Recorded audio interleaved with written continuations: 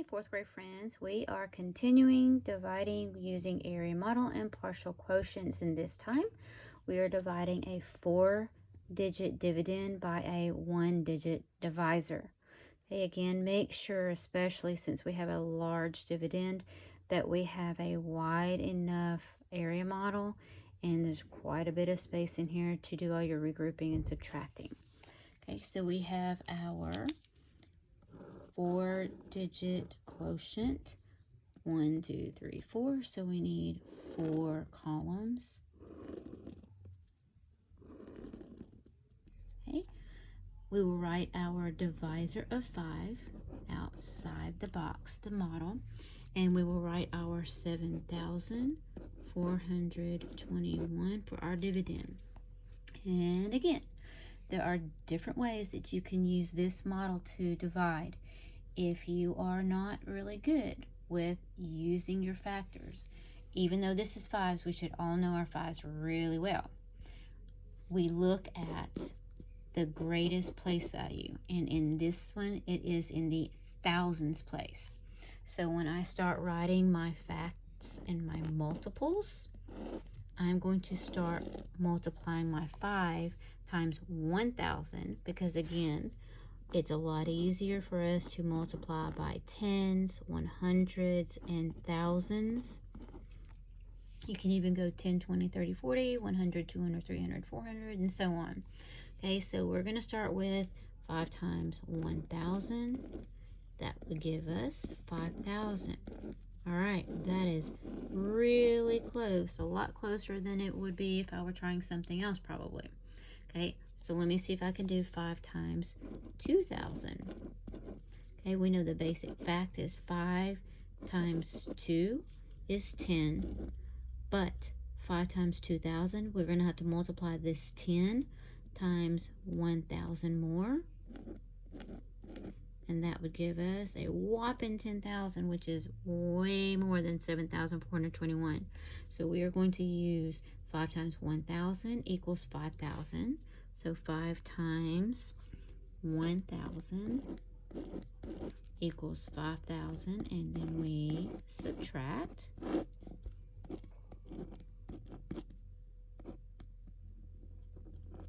Make sure you have your comma in the right place.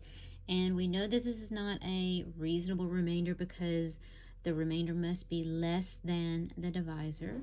So we are going to divide again. 2,421. Okay, again, can I use 1,000 times 5 again? No. So now I may need to go down to a different number of 100s. Okay, so we're going to try 5 times 100, which we know is 500.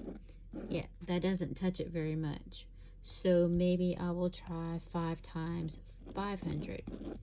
Okay, we know that 5 times 5 is 25 times another 100, because we increase it 100 times greater. That's 2,500. That's just a little bit more than what I really need. So maybe I'll try 400. Again, 5 times 4 is 20, but we have to increase this 20 by 100 times greater. Okay, I can use 2,000. So I would write 5 times 400 would give me my 2,000, and I subtract. Okay, we're getting closer. So now I know I cannot use even 100 times 5 because 500 is too much. So I want to try to think of maybe going down to 90.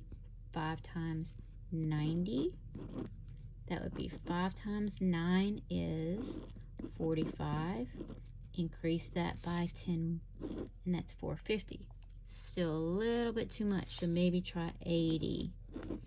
5 times 8 is 40, but 5 times 80 is 400. I can do that. So I'm going to use 5 times 80. Oh, we forgot to do this. 421. So 5 times 80 would give me 400.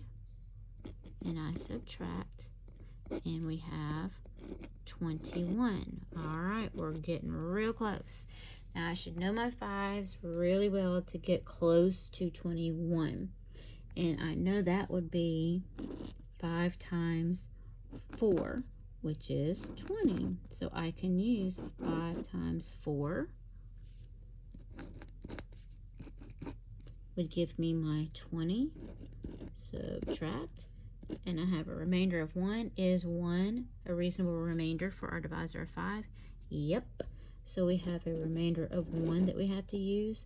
Now we have to go add all of our partial quotients to get our quotient.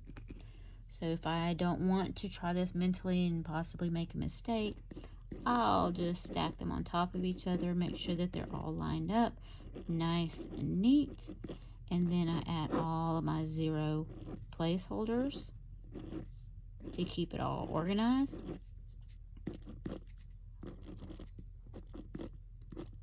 Okay, so this would be our quotient, which we would have to use with our remainder. So that would be 1,484 with a remainder of 1. And then we would multiply to check with 5 times 1,484 plus the 1, and you should get 7,421. Now, there's other ways, again, that you can use 5s to multiply to get to 7,421. It just depends on how comfortable you are with knowing your facts and remembering to increase them by tens, hundreds, or thousands the larger the dividends. Right, so with this one, I'm going to show you, we're still going to do our 5s, but we're going to look at the 7, and instead of noticing that it's in the thousands place right now, I just want to know, is 7 a multiple of 5? No, it's not, but 7 is greater than 5, so I know that I can multiply 5 times at least 1, and that's going to give me a 5. But again, this is in the thousands place, so I know that I need 5 times 1,000 to get me 5,000, which is very similar to this on the top. And we subtract again. We bring this over and we continue. So I need to know 5 times anything. Can it give me a 2 or close to a 2? No, so I'm going to put the 0 there. So now I look at 5 times what could get me close to 24. That would be 5 times 4. And 5 times 4 will give me 20. But this is 2,421, so I need to multiply 5 times 4, that's right, 400, which would give me my 2,000. And again, same thing happened up there, but we are using our facts down here, our basic facts, and multiplying it by 10, 100, or 1,000. Right? I'm looking at 5 times what can give me 4? That would be nothing. 5 times what could get me close to 42? Well, I know that that would be 8 would give me 40, but again, I have this in the hundreds place, so I need to make sure that I change that to 80. 80 times 5 is 400. And here we go again with just 21. So that we know that that is going to be 5 times 4. Subtract 20, and we get that remainder of 1 again. We add all of these partial quotients, and we would still get 1,484 with a remainder of 1. So it may benefit you, especially the larger values in the dividends, that you actually start with 1,000 or 2,000, whatever would get you closest to this number without going over. Okay, I hope this helps. I know it's confusing. I know it's a very long process. Don't give up. Please encourage them to learn those facts. Definitely going to be a helper all the way through the rest of this year and beyond.